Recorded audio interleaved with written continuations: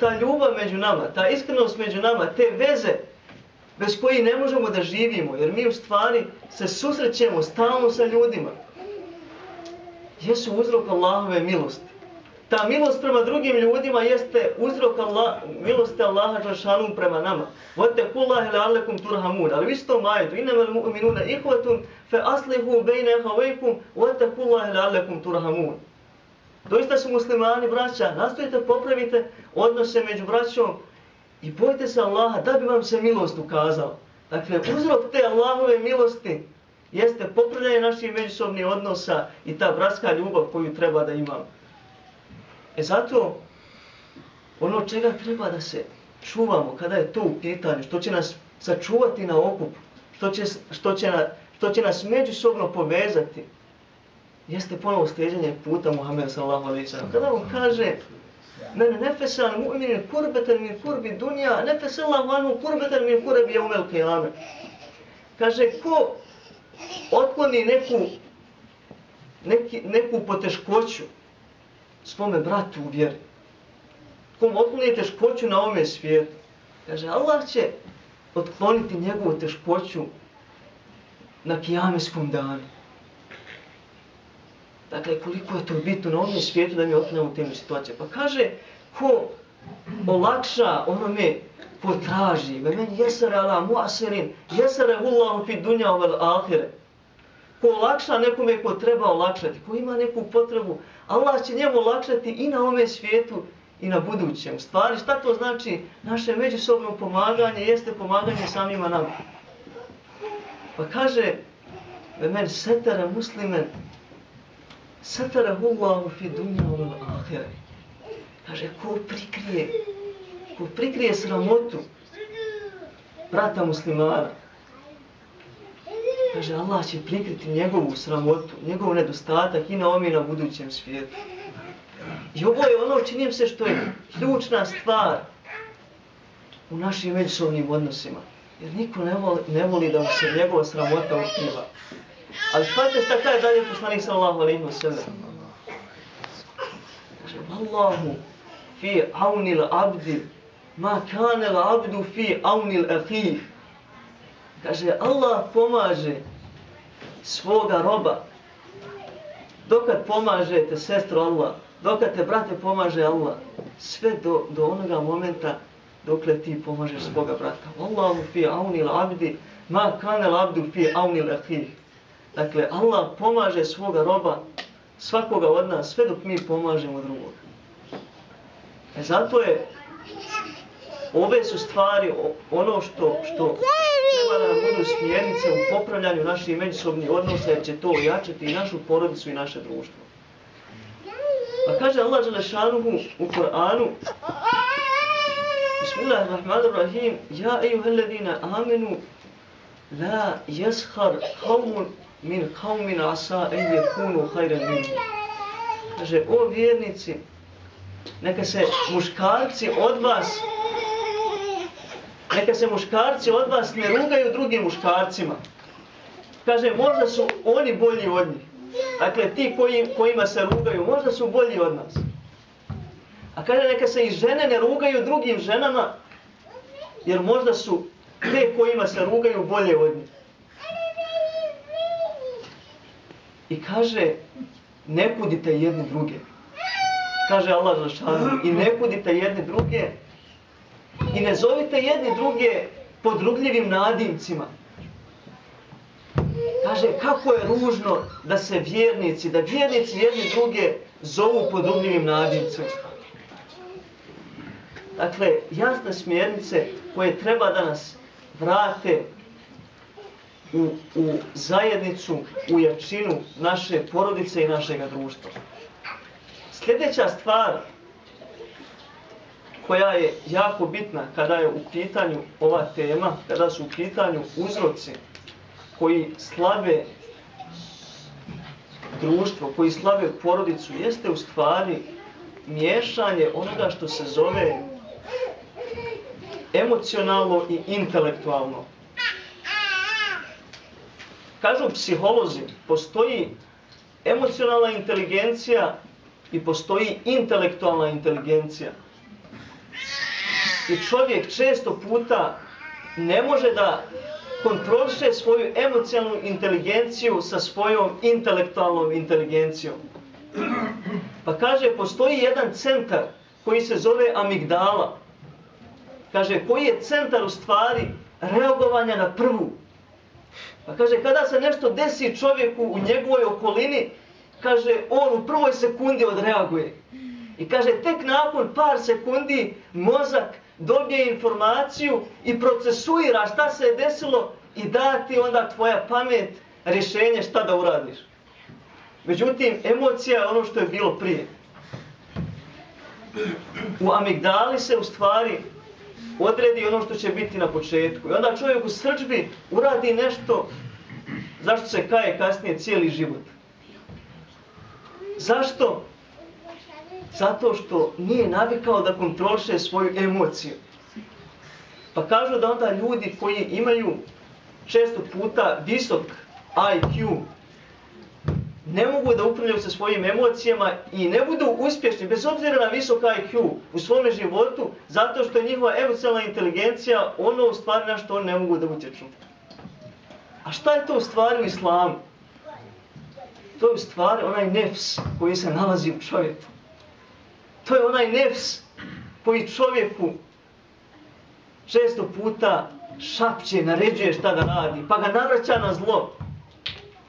Pa ga navraća onda da sam sebe kori ili da bude smiren. Nefsul mutmeinne. I to je ono što čovjek treba da postepeno gradi, što treba da postepeno kontroliše. A kako to kontroliše? Kažu ponovo psiholozi, šta najviše utječe na ovo? Kaže, najviše na to utječe djetinjstvo kroz koje je čovjek prošao. Dakle, prvi nekoliko godina života kod vašega djeteta, kada se rodi, prvi nekoliko godina, šta pričate oko njega? Kako ga odgajate? Čemu ga učite? U stvari, bude kasnije uzrok njegovog ponašanja kada on postane zrela osoba. Često puta dijete ne progovori. Mi mislimo nesmetano šta govorimo. Međutim, ne, kažu pedagozi i psiholozi, nije tako. Kaže, dijete upija sve ono što se govori okolo njega. Kaže, dijete upija sve ono što se govori u njegovoj okolini i to najvećim dijelom određuje u stvari kasnije kakva će on ličnost biti. Zato je jako bitno to naše ponašanje u tom prvom periodu kada smo mi u stvari odgovorni za našu porodicu. I zato nam Allah kaže: Ja ejuhalladina amenu ku enfusakum wa ahlikum nara. Čuvajte sebe i svoje porodice. Jer to je period kada vi nudite djetetu. Možete mu pustiti Kur'an da sluša i da se smiruje, da upija Kur'an. A možete se svađati sa vašom ženom ili žena sa njenim mužem i da dijete to upija. Možete psovati pored djeteta pa da dijete kada progovori da mu prva riječ bude psovka. Možete učiti Kur'an pored njega, zadnjih 10 sura, pa da dijete čim pođe govoriti, iznenadite se kada malo sa njim radite, znate sure. Jer je dijete to upilo, dakle kao sunđer. A sve do vas, kako se vi postavite. Ali onda ono što je najbitnije, dakle to je kasnije njegov život, kada on postane adolescent, kada postane i onda kasnije zrela osoba, kada pođe on da ima svoju porodicu i tako dalje. Zato, ono na što trebamo obratiti pažnju stvari jeste ta naša briga o našoj porodici. Jer to je u stvari ono što drži na okupu i naše društvo, naš džemat. Kada čovjek ima skladnu, jaku porodicu, kada ima 5 članova porodice, onda on kada pođe u džamiju, ide 5 članova u džamiju. Ako ima 10 članova u kući, ako je jaka porodica, ako je džemat u kući, ako je jačina u kući, 10 članova dolazi u džamiju. I onda se džamija brzo napuni. Ali ako u porodici nema džemata, onda je na širem planu je slab džemat. Jer dođe babo, ali nema djeteta. Dođe mama, ali nema babe. dođe dijete, ali nema roditelja. I suprotno. Malo kada da imamo sve. Nuh sallallahu alejhi ve sellem je 950 godina pozivao ljude, samo pozivao ljude u vjeru. I kažu, svega je malo sljedbenika, za 950 godina svega malo sljedbenika da je imao. Razna su tumačenje koliki je to broj bio, nije ni bitno. Uglavnom kažu da je vrlo mali broj bio sljedbenika za 950 godina. I kada se kažnjava narod Nuha sallallahu alejhi ve sellem sa potopom, sa tufanom, Nuh sallallahu alejhi ve sellem uči dovu, moli Allaha dželešanu da spasi njegovog sina. Zašto? Jer je njegov sin bio na strani onih koji nisu prihvatili istinu. I šta mu sin govori? Kaže, neka glavo ja ću na ono brdo pa ću se ja spasiti. Međutim, kada je val je razdvaja i njegov sin se utopio u tom valu. Ali je ono što je point ove priče, ono što Allah dželešanu kaže Nuhu alejhiselam. Kale ja Nuhu innehu lejse min ehlik. Jako interesantna stvar. Kaže, reče, o Nuhu, nije on čeljade tvoje, nije on sin tvoj. Subhanallah. Šta učini izolacija, šta učini odvajanje našega djeteta od nas? Da imaš sina, da ti nije sin. Da imaš dijete, da nije tvoje dijete, da imaš stranca u kući. Kaže Allah dželešanuhu, dakle, ja Nuhu, innehu lejse min ehlik, nije on čeljade tvoje. Zašto? Innehu amelun gajru salih. Zato što radi ono što nije dobro. Nije on čeljade tvoje zato što radi ono što ne valja. Nije prihvatio uputu Allaha dželešanu. I val ih je razdvojio. Val ga je potopio. Šta je point ove priče, draga braćo i sestre? Val, ovaj val koji potapa našu djecu, nailazi svaki dan. Svaki dan i razdvaja djecu od roditelja. Potapa djecu u ovome društvu. Ovaj val nije završen za vrijeme Nuha sallallahu alejhi ve sellem. On nailazi svaki dan i potapa članove naše porodice. I ukoliko naša djeca, naši članovi porodice ne budu od onih koji rade dobra djela, Allah dželešanu će nam reći innehu lejse min ehlik, nije on od tvoje porodice. Zato je na nama da mi u stvari spašavamo od ovih valova. A kako spašavamo? Kako spašavamo od ovih valova? Tako što slijedimo ono što nam Allah dželešanu daje. Što treba da odredimo cilj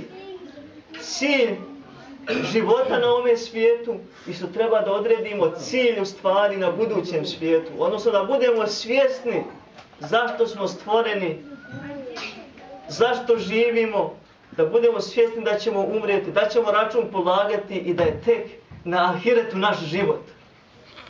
Da mi na ovome svijetu stvari smo samo u transportu. Da je tek tamo život. Zato smrt vjernika ne treba puno da pogodi. Jer je to u stvari preseljenje na vječni svijet. Onaj ko vjeruje, on vjeruje u smrt nekoga od voljenih osoba, članova svoje porodice, kao u stvari preseljenje na onaj svijet i vjeruje da će se sresti sa tom osobom. Pogotovo ako su bili na pravom putu, ako Bog da se sretnu u dženetu da vječno uživaju tamo. Dakle, zato vjernici smrt ne smatraju toliko teško. Ono što je bitno, što je svrha, što je cilj, jeste ono što Allah dželešanu kaže u Kur'anu, Bismillahirrahmanirrahim, وَمَا خَلَقْتُ الْجِنَّ وَالْإِنْسَ إِلَّا لِيَعْبُدُونَ. Kaže, džine i ljude sam stvorio samo zato da mi ibadet čine. Kaže Allah dželešanu. Dakle, cilj našega života na ovom svijetu jeste ibadet. Ibadet Allahu dželešanu. وَمَا خَلَقْتُ الْجِنَّ وَالْإِنْسَ إِلَّا لِيَعْبُدُونَ. Zato određivanje I put ka ome cilju jeste jako bitan. Pa nam Allah Đelešanuhu kaže u suri Teuba, Bismillahirrahmanirrahim, Kul in kane abaukum, wa abnaukum, wa ihvanukum, wa azvađukum, wa aširetukum, wa emvalun niktareftumuha, wa tijaretun tahšavne kesadeha, ومساكن ترضونها أحب إلى الله ورسوله وجهاد إلى سبيله فتربصوا حتى يأتي الله بأمره. Kaže Allah, reci, ako su vam vaši očevi, ako su vam vaša djeca, ako su vam vaša braća, ako su vam vaše žene, ako su vam vaši rođaci, ako vam je imetak kojeg stičete, ako vam je trgovina za koju strahujete da neće profita imati, ako su vam kuće u kojima se lijepo osjećate, kaže ehabbe ilallah, draži od Allaha i njegovog poslanika i borbe na njegovom putu, kaže onda vi sačekajte da Allah svoju presudu donese. Dakle, ako su ove sve stvari bitnije od Allaha, od poslanika, od ovog džihada, našeg duhovnog džihada, na Allahovom putu, kaže Fetarebesu, onda vi sačekajte da Allah svoju presudu donese. Dakle, ono što čovjek treba uzeti iz ovoga jeste da mu Allah Đelešanuhu bude na prvom mjestu, pa da mu sve ostalo bude ispod toga. Koliko čovjek postavi druge stvari iznad Allaha Đelešanuhu, nije ni svjestan da čini širk, da je postavio nešto da mu bude bitnije od njegovog gospodara. A ako nešto odvraća čovjeka od sjećanja na gospodara, ako ga odvraća da ne izvršava ono što mu Allah stavio u obavezu, onda to postaje bitnije čovjek od Allaha Đelešanuhu. Jer očito dovoljno posvećuje pažnju svome gospodaru, pa onda mu preči posao, pa onda mu postane preča porodica, pa onda mu postane preče sve ostalo, pa ako stigne obavit će namaz, pa ako stigne reći će la ilaha illallah, pa ako stigne postiće u Ramazanu, ako bude mogao on, ako ne bude radio, ako bude godišnji odbor imao i tako dalje. Međutim, to je pogrešan poredak stvari. Allah Đelešanuhu treba da bude na prvom mjestu. Zato, ono što nam Allah Đelešanuhu daje u obavezu, jeste u stvari savjeti što nam poslanik sallallahu alejhi ve sellem daje kako da popravimo ovo stanje. I sad ovo je najbitniji dio večerašnjeg predavanja, ako Bog da, nekoliko stvari koje će nam pomoći da popravimo stanje prije svega u našoj porodici, pa onda i u našem društvu. Prva stvar koju čovjek treba da ima u vidu jeste da bude primjer u svojoj kući. Da bude on primjer, da bude imam u svojoj kući. Ukoliko čovjek to ne bude, pitanje je koliko će uspjeti uraditi. Biti primjer je najbolji vas. Biti primjerom pokazati djetetu kada se i kako se klanja namaz je najbolji vas. Pokazati djetetu šta treba da radi, praktično mu pokazati i raditi to svakodnevno je najbolje predavanje. Dakle, prva stvar, biti primjer. Druga stvar, narediti svojoj porodici, svojoj djeci da obavljaju namaz i ustrajati u tome. Kaže Allah Đelešanuhu ve'mur ehleke bisalati wastabir alejha. Kaže, naredi svojoj čeljadi, naredi svojoj porodici da obavljaju namaz i kaže, ustraj u tome. Ustraj u tome, kaže, mi ne tražimo da i ti hraniš. Kaže, mi ćemo opskrbu dati, kaže Allah. I nema čovjek opravdanja za to kada kaže, ja radim, ne mogu stići, klanjati, ne mogu stići, obaviti dužnost prema Allahu Đelešanuhu, jer mora prehraniti svoju porodicu. Kaže Allah, ti naredi svojoj čeljadi, neka klanja namaz. Kaj ne tražimo mi da i ti hraniš, mi ćemo njih nahraniti. Ako ti budeš kako treba, Allah će nahraniti i tebe i njih. Treba da radiš, ali treba da uskladiš obaveze, da bi čovjeku zarada bila halal. Jedna od 5 stvari jeste u stvari da prije svega uradi, da izvrši prema Allahu dželešanu ono što mu je Allah stavio obavezu, što mu je farz. Jedna od osnovnih stvari, dakle, da mu zarada bila halal, ono čime hrani porodicu, da izvrši ono što mu je Allah dželešanu stavio obavezu. Zato čovjek nema opravdanja da kaže, ja ne mogu, jer ja moram da hranim svoju porodicu. Jer Allah kaže, ti naredi, neka oni klanjaju, ne tražimo mi da ih ti nahraniš, mi ćemo ih hraniti.